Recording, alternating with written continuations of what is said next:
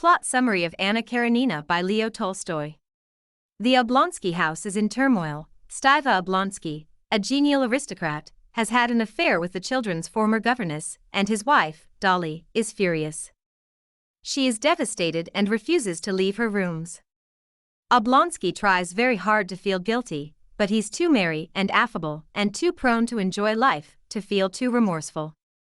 The servants know that they should side with Dolly, but they can't help being lenient with Oblonsky. Levin, a landowner who lives in the country and is an old friend of Oblonsky's, comes to visit Oblonsky in his office in Moscow. Oblonsky has gotten his position through his brother-in-law, Karenin. Levin says that he is in love with Oblonsky's sister-in-law, Kitty, and Oblonsky sets up a plan for them to meet. While Levin is in Moscow, he stays with his half-brother, Kosnyshev, an intellectual. The two men discuss Nikolai, their older brother. Even though Nikolai says he wants to be left alone, Levin resolves to go and see him.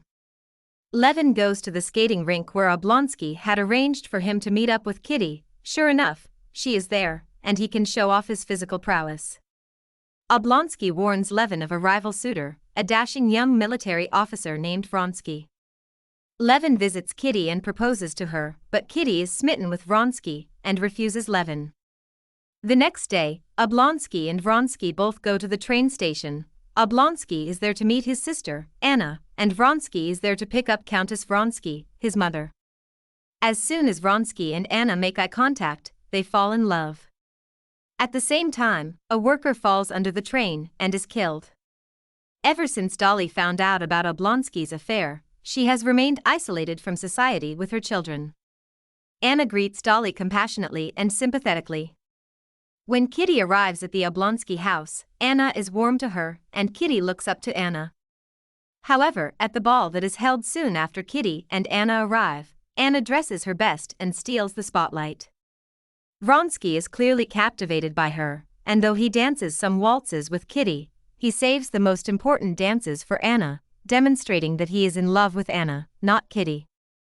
Levin, gloomy after Kitty has rejected him, goes to visit Nikolai, who is even sicklier than Levin remembers. Levin tells Maria, Nikolai's mistress, to write to Levin if things get worse. Levin feels much better when he returns home to the countryside and the natural world. After the ball, Anna returns to Petersburg, relieved to escape Vronsky, but she sees Vronsky on the train platform and realizes, with a little glow of pride, that he has followed her from Moscow. Anna's husband, Karenin, meets her at the platform, and Vronsky can tell that Anna does not love her husband. When Anna sees her son, Seryoza, she is initially disappointed. He does not quite live up to her ideal memory of him. After a conversation with Countess Lydia, a smug, morally upright lady, Anna reassures herself that nothing untoward has happened with Vronsky. Kitty's health has been worsening all spring, and after consultation with doctors, the family decides she should go to a foreign spa. Dolly talks to Kitty and realizes that Kitty is devastated both because she rashly refused Levin and because she is upset over Vronsky's rejection of her. Meanwhile, in Petersburg, Anna has been spending more and more time in Princess Betsy's elite, brilliant, morally lax social circle, where Vronsky also lingers, instead of in the stuff, morally righteous circle that Countess Lydia anchors. Though Anna initially asks Vronsky to return to Kitty, her eyes tell a different story. She is in love with him. Rumors are beginning to fly about Anna and Vronsky, but nothing concrete has happened yet. When Anna returns home after a party at Princess Betsy's, Karenin confronts her about her relationship with Vronsky, warning her that she has been too carefree. The narrative jumps forward to after Anna and Vronsky have just slept together, and Anna sobs, dreaming rashly that Vronsky and Karenin are both her husband. Levin, still dejected after Kitty's refusal, busies himself with his work in the natural world on the farm. He sends Nikolai to a foreign spa to improve his health. Oblonsky pays Levin a visit, and Levin learns that Kitty is not married, and that she is ill, but he does not inquire too deeply out of pride and embarrassment.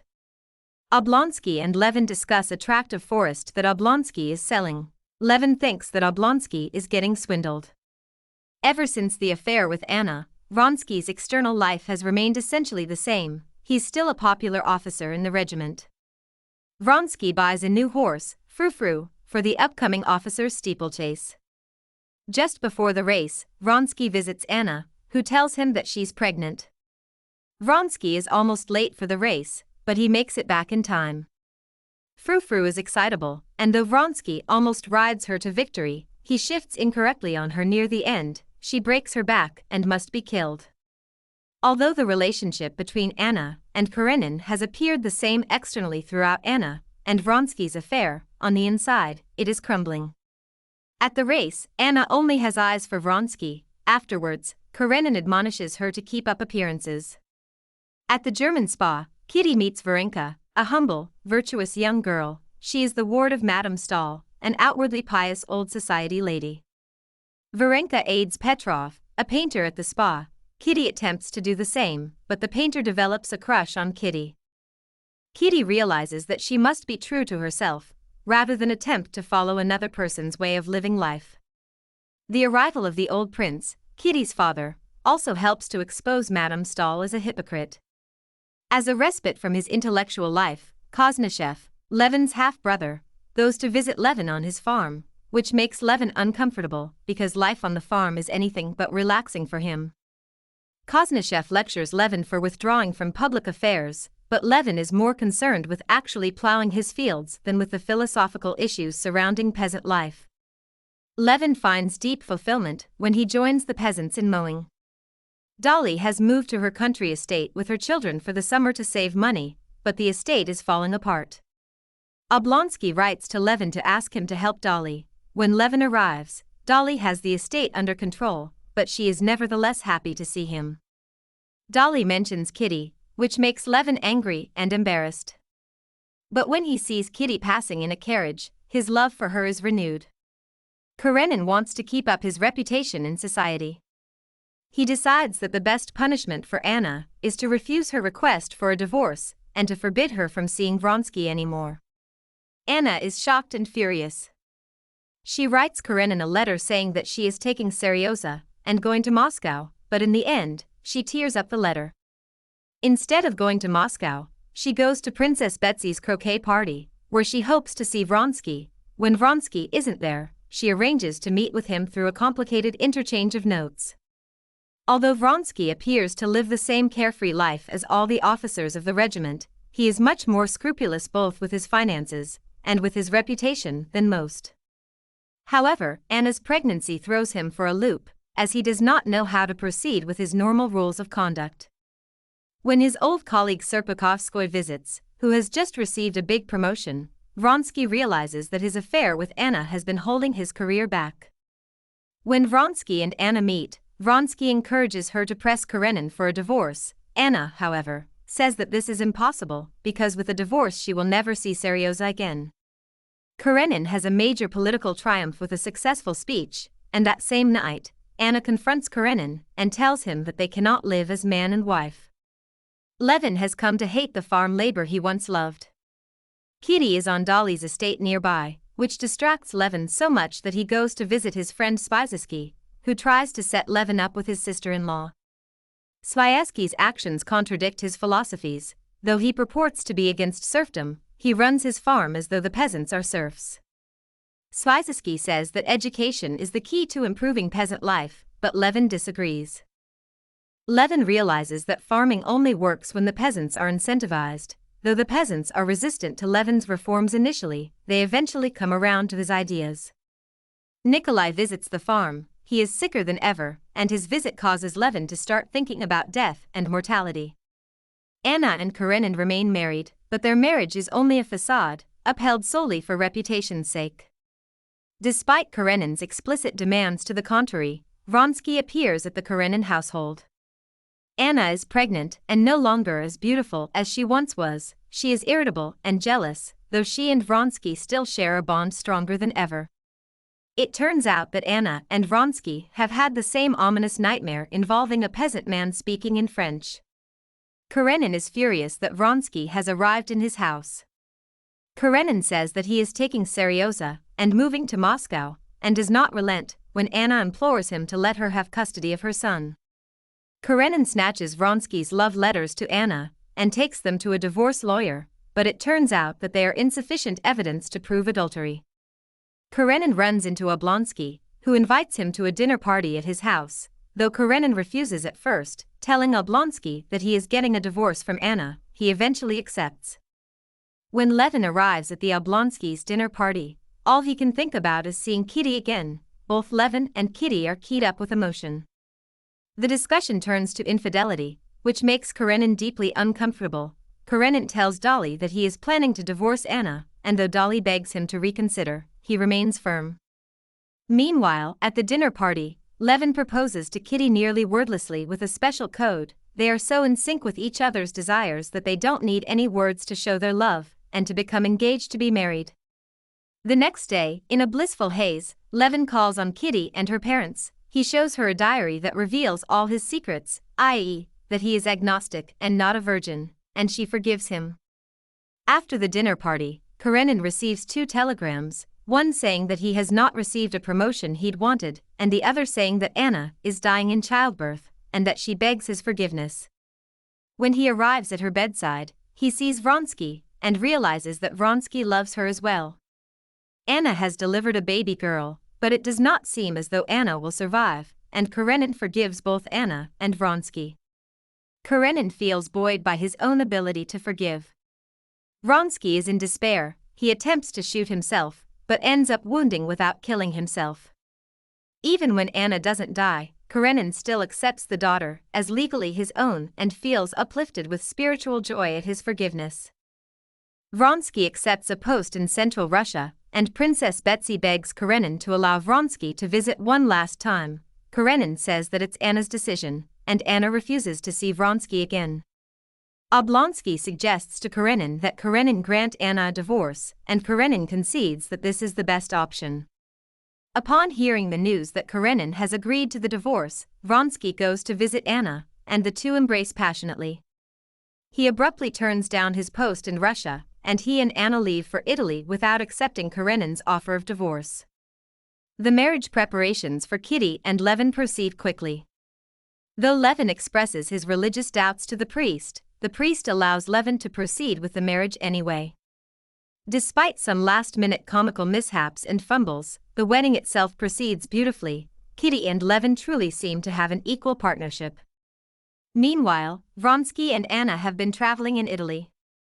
Anna is in a state of infatuated bliss, but Vronsky is bored. He has taken up painting in the palazzo they've rented, but he doesn't have true skill. Vronsky commissions the talented painter Mikhailov to paint a portrait of Anna.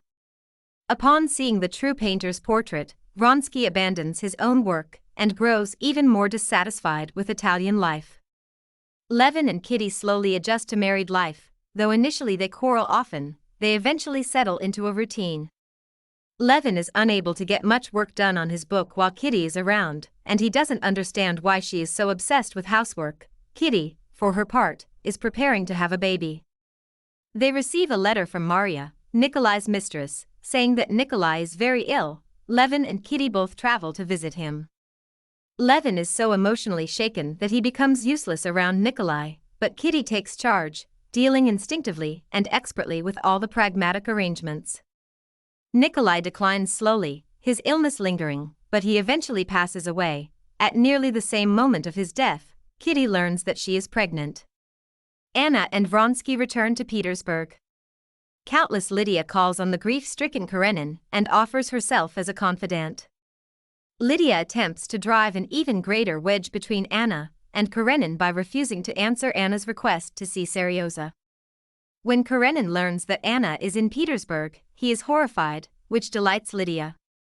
Although Seryoza has been told that Anna is dead, he refuses to believe it. Anna visits Seryoza, which reminds her of the deep emotional connection to her son that she lacks with her daughter, who she had with Vronsky. Anna is becoming increasingly hectic and resentful that Vronsky can continue to travel in society, while she is a social pariah. Anna goes to the opera, despite Vronsky's warnings, and the night is a disaster, as she is publicly humiliated as a disgrace. The next day, she and Vronsky leave Petersburg for Vronsky's country estate. The Oblonsky country estate has been ruined, so Dolly and her children are spending the summer at Kitty and Levin's country house. Kitty's friend Varenka, and Levin's half-brother, Kozyshev, are also spending the summer there. Varenka and Kozyshev go mushroom hunting together, and though Kozyshev is on the brink of a marriage proposal, he backs away at the crucial moment and the proposal does not transpire. Oblonsky arrives with his young, dashing friend Veslovsky, and Levin is immediately jealous when he sees Kitty smiling at Veslovsky. Oblonsky, Levin, and Veslovsky all go out hunting. Oblonsky and Levin are skilled, but Veslovsky is inept. Levin's dog, Laska, can understand Levin's moods. Levin fluctuates between being sour and resentful that Veslovsky is messing things up and enjoying the snipe shooting. Even though Veslovsky is generally an affable, likable guest, upon their return, Veslovsky flirts with Kitty so much that Levin kicks him out. Dolly goes to visit Anna. Levin insists that she take his carriage. During the ride, Dolly is envious of the peasant women she sees, and is jealous of Anna as well, lamenting that she is no longer pretty and lovable. Princess Varvara, Anna and Oblonsky's aunt, is sponging off Anna and Vronsky's largesse. Anna and Vronsky live in an opulent, lavish fashion in the countryside, and Dolly is ashamed of Levin's dirty carriage and her shabby wardrobe. But all the luxury is a cold replacement for love, Dolly realizes. She sees that Anna does not really have an emotional bond with Annie, her daughter. Vronsky asks Dolly to press Anna to write to Karenin for a divorce so that if he and Anna have more children, they can legally belong to Vronsky rather than Karenin. Dolly feels awkward, dowdy, and uncomfortable at the fancy estate. Everything seems fake and artificial. Vronsky dismisses the peasants and dismisses Levin's attitude toward them, and Dolly finds herself defending Levin. Though Tolstoy does not write out the explanation explicitly, Anna confesses to Dolly that she will not have any more children. Despite this explanation, Dolly continues to insist that divorce is the best option. Anna has been taking morphine to try and escape her troubles. When Dolly returns to Levin and Kitty's estate, she now feels satisfied and happy in her life, rather than anxious and irritated, as she had before. Vronsky and Anna continue in the same static status quo of their relationship. In the fall, Vronsky goes to Moscow for the elections. Kitty and Levin are also in Moscow for Kitty's confinement, before she has her baby, and Kitty encourages Levin to go to the elections as well, even though he doesn't see the point of politics. Levin feels uncomfortable and awkward at the elections. He doesn't follow the gist of the debates, and he finds himself making awkward mistakes and gaffes. In contrast, Oblonsky, Vronsky, and Kozyshev love all the political fervor and activity. Vronsky receives a letter from Anna saying that Annie is sick, and that Vronsky must return home at once. He is irritated, but he gets on the next train home. Even though, in hindsight, Anna regrets the hectic and desperate tone of her letter, she's pleased that it worked. When Vronsky returns, he affirms his love for her, and Anna agrees to ask Karenin for a divorce. In Moscow, Kitty and Levin await the birth of their child. Kitty is calm, but Levin, who is out of his element in the city as opposed to the country, is anxious. He doesn't socialize at the club and isn't involved in politics, so the city is boring to him, and the daily routines of city life exhaust him.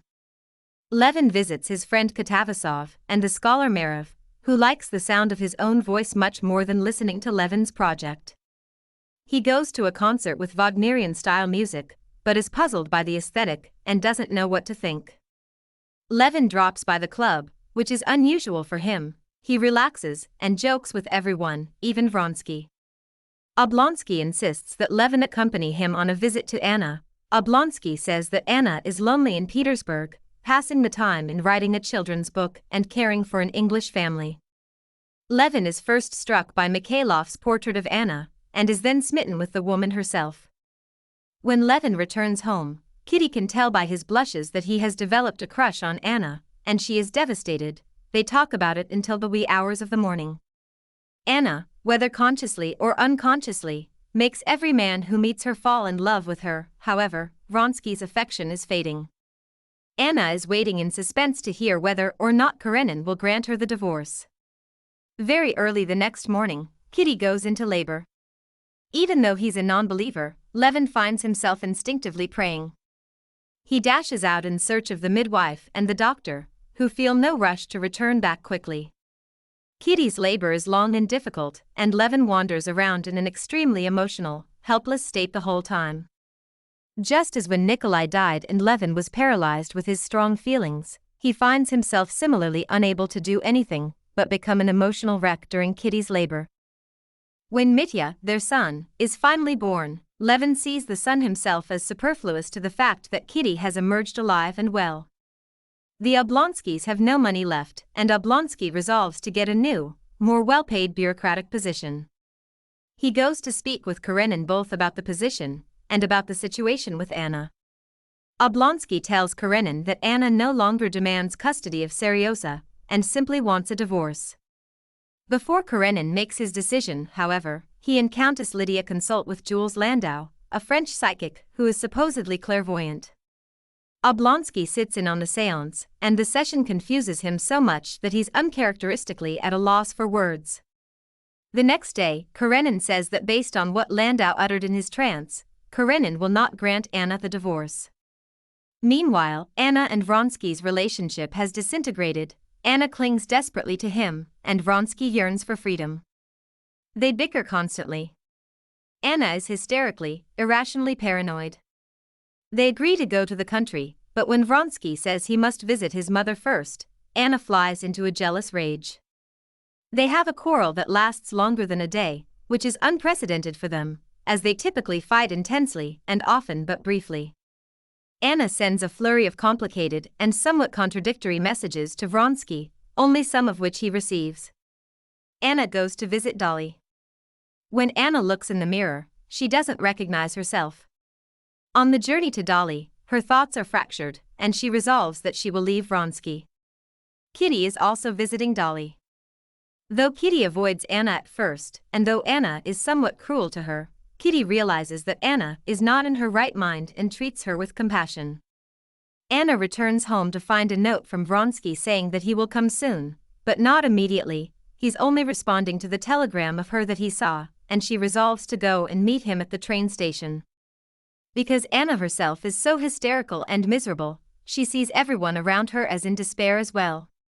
She sees a peasant working by the train tracks who looks like the dirty peasant of her recurring nightmare.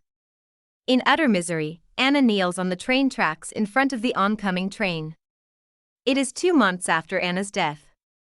Kosnichev has finally published the book on workers' rights that he's spent 6 years writing, but nobody cares about it. Instead, the topic on everybody's lips is the Serbian emancipation, that is, the movement to liberate the Slavs, and Kosnichev hurls himself into this issue with great zeal. He and Katavasov decide to visit Levin in the country. The train they take is full of volunteers for the Serbian effort. Among the volunteers is Vronsky. Vronsky has been thrown into complete despair by Anna's suicide, but the Serbian effort gives him some renewed purpose in life. Katavasov talks to the volunteers and finds out that they're all just young men who want to escape their lives in Russia, but Kosnichev is determined to believe in the heroism of the cause. Kitty greets Kosnichev and Katavasov. Dolly, the old prince, Agafia, and Dolly's children are also present. Kitty is comfortable and at ease with all aspects of the household. Unlike Anna with her daughter, Kitty breastfeeds Mitya and has an obvious emotional connection with her son. Levin is in an existential funk. He has been reading many philosophers and racking his brains, but he cannot find any purpose in life. Kitty hopes that the guests will pull Levin out of himself for a little while. The day that Kosnichev and Katavasov arrive is one of Levin's most tormenting days. However, Levin sees a peasant who tells him that he lives for his soul. This idea of living for one's soul is an epiphany for Levin, who undergoes a sudden religious transformation. The previously non-believing Levin suddenly has a deep faith in God, and this realization makes him joyful. Although he is not perfect, indeed, he still becomes irritable and anxious. The existential despair is over. Levin realizes that instead of worrying about humanity, he can only take care of himself and his family. He should act instead of think. Levin takes the visitors to see the bees. Kitty and Mitya go into the forest to avoid the heat of the house. A disagreement about the Slavic question breaks out among the men, but before it gets too intense, Levin sees the approaching storm and hurries everyone home. They arrive just in time, and Levin dashes to the forest to check on Kitty and Mitya. He sees lightning hit their favorite tree, but luckily, Kitty and Mitya were in the opposite corner of the woods. Levin looks up at the sky and rejoices in his epiphany of faith in God.